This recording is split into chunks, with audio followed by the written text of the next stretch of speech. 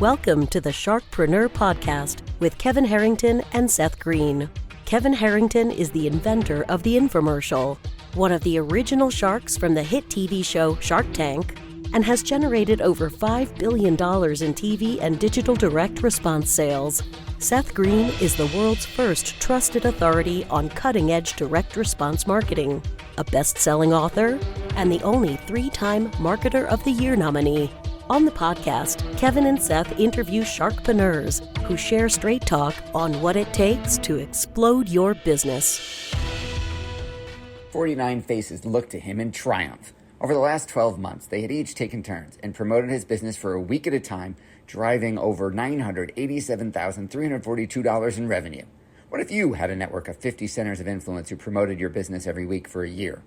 Grab your copy of the #1 Amazon best-selling book, The Ultimate Guide to Growing Your Business with a Podcast, at 33% off the Amazon price by going to ultimatepodcastbook.com. Again, that website for 33% off the Amazon price is ultimatepodcastbook.com. Welcome to the Sharkpreneur podcast. This is your co-host, Seth Greene. Today I've got the good fortune to be with Mostafa Hosseini. He is the founder of Persyo and the co-founder of Paradox AI. He's also the creator and author of The Simple Marketing Formula and hosts the Executive Hub and the Simple Marketing Podcast. Since 2010, he's helped business owners build profitable businesses across various industries, and his AI tool helps businesses increase revenue by handling calls, improving customer engagement, and boosting retention without spending on ads. Mostafa, thanks so much for joining us. Great to be here. Looking forward to this. Likewise. Let's go back in time a little bit. How did you get started? So I went to school for marketing, and while I was in school, I decided to start a marketing company. And I never had any experience working at a marketing company. I did some sales before, and I was pretty.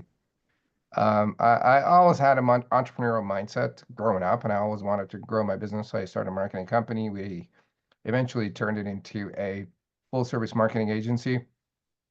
Later on, we were like doing A to Z digital marketing along with coaching and consulting.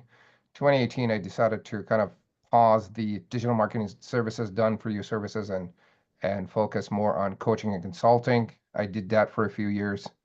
And then I noticed, I started also 2018, started teaching course Simple Marketing Formula, teaching people how to simplify their marketing. And I started sharing everything that was working for us, kind of like the 80-20 of marketing.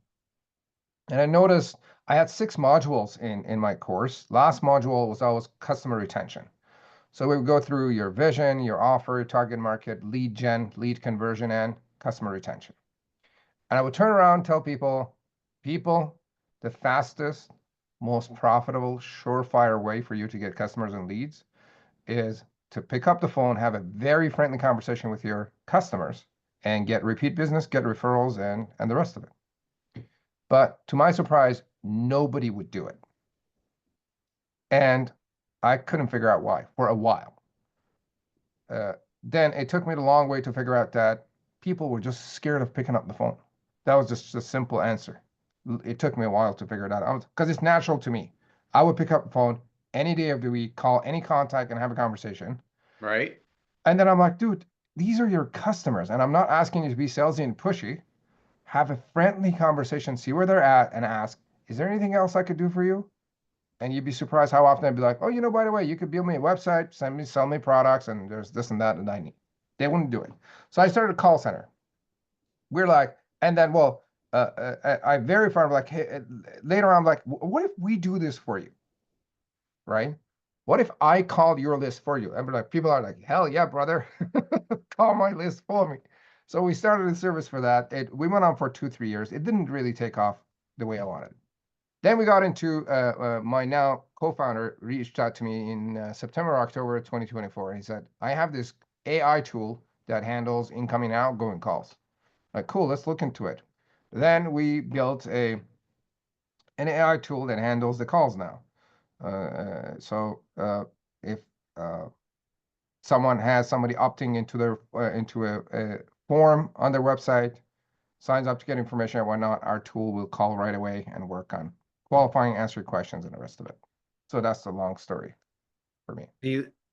All right. So you couldn't get your clients to call their customers.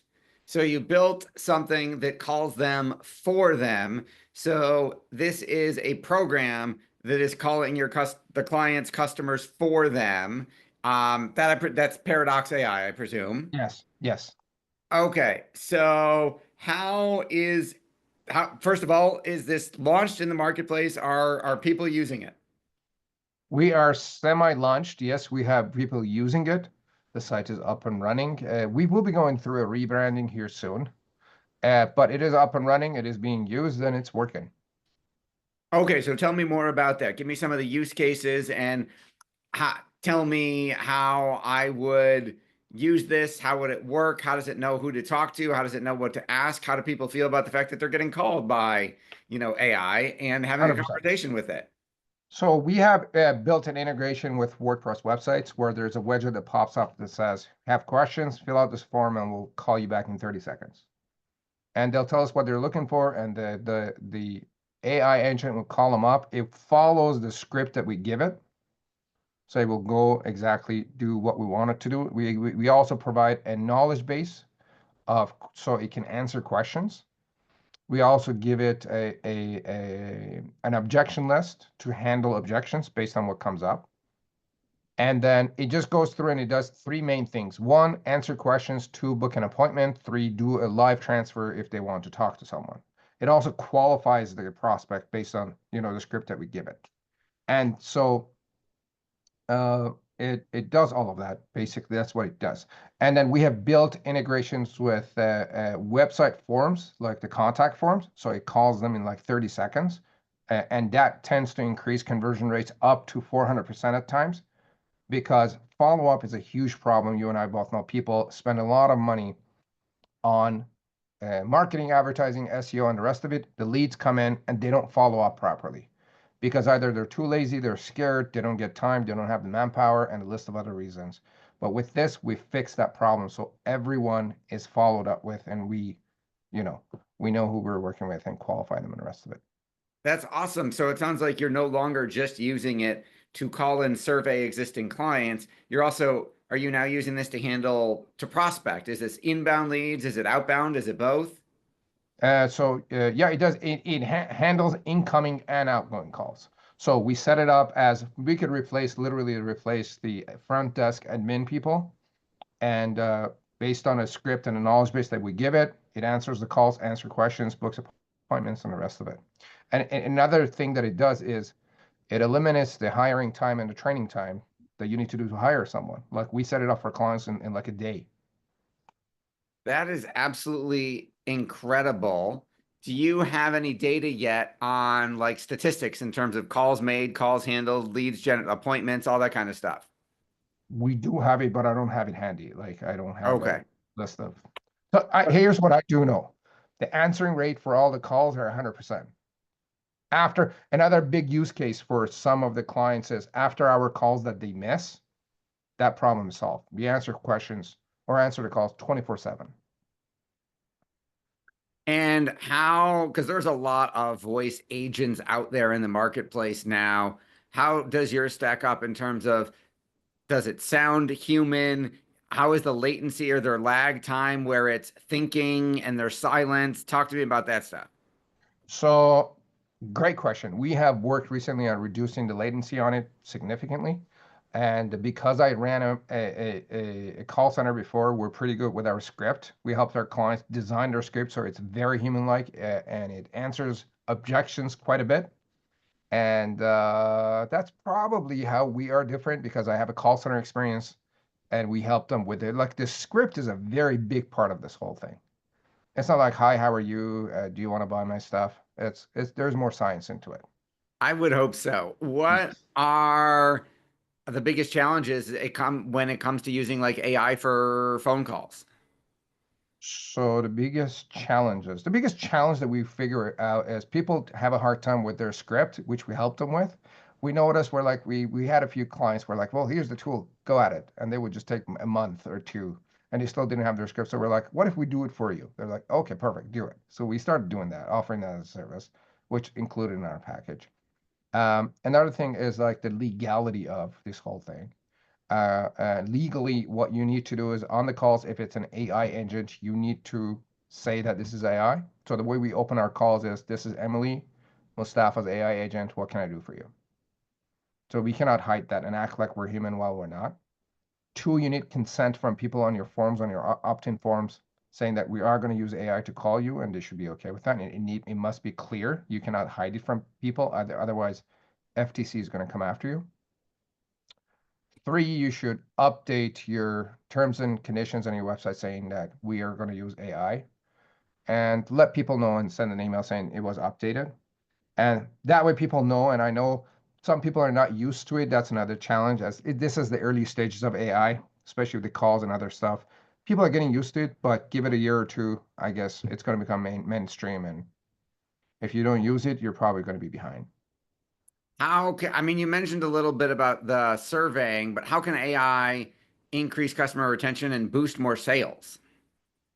So a big problem. That's exactly why I started a call center focusing on retention and follow-ups. Is usually a big problem is people are spending a lot of time and money on advertising and finding new customers while totally ignoring their existing or past customers.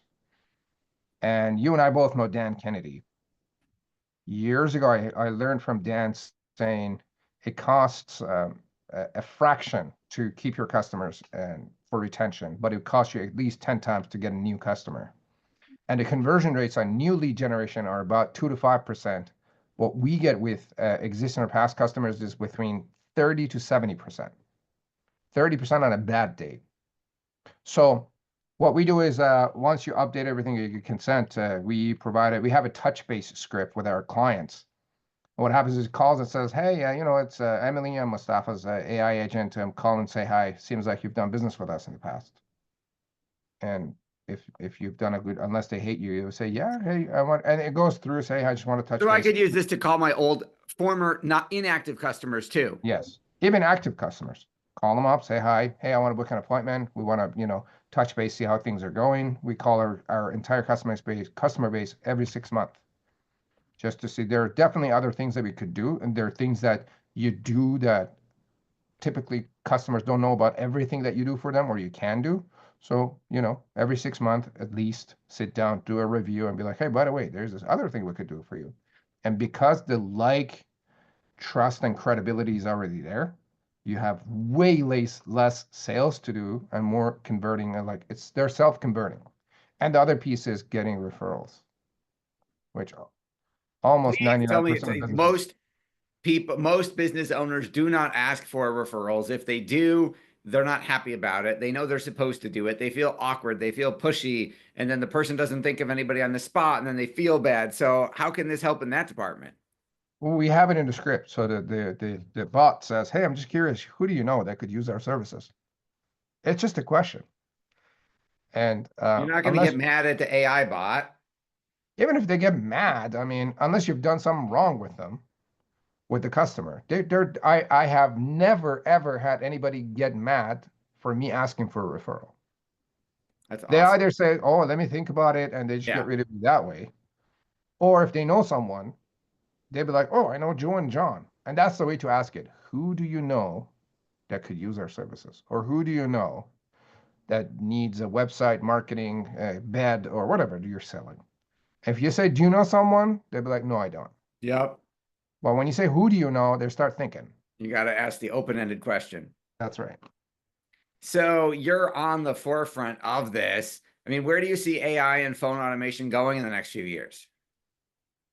I think it's going to take over and slowly, maybe, I mean, it's going pretty fast right now, but if the people that are resisting, I think if give it a year or two, they're going to be behind. They're going to be like, oh, I wish I would have said yes to that Mostafa guy, and I would have taken his free demo, you know. But it's coming, it's taking over. It's going to do a lot of automation for calls, follow-ups, emails, text, everything. It's just taking over because it's a lot more efficient, cheaper, better, to the point. Look, we got 100% answer rate 24/7. But I mean, you have to manage a team of, I don't know, a bunch of people either locally or, hire people in other countries. We don't deal with like the accent issue. Yep. You know, it sounds pretty English when the AI answers the phone, and it actually comes in different languages too. So in US, we could do English, Spanish, Chinese, different. In Canada, we do French. And I mean, it's not 100%. It has its own issues. It's probably 98, 99% there. And it just gets improved every single day. That's the beauty of it. That's amazing. So I would imagine you could use this because businesses leave money on the table. You're talking about not answering the phones, not following up, not surveying, not talking to clients, not talking to old clients. I would imagine you could use this to capture probably all the low-hanging fruit in your business. 100%. So, 100%. I mean, that's awesome. How can our viewers, our listeners start using Paradox AI? Just go to paradoxai.ca and start for a free trial. Check it out. And if you wanted us to set it up for you to do a demo and set up your account for you, we could do that. Paradoxai.ca. That is absolutely awesome. Well, this has been Seth Greene here with Mostafa Hosseini from paradoxai.ca. Mostafa, thanks so much for coming on the show. Thank you. Thank you for having me. Appreciate it. Always. Thank you, everybody, for watching or listening, and we will talk to you or see you next time. Why do so many businesses struggle while others seem to explode overnight? Do you wish you had the secret to this type of exponential growth? Now, I've scaled more than 20 businesses to over $100 million, and it's not just luck.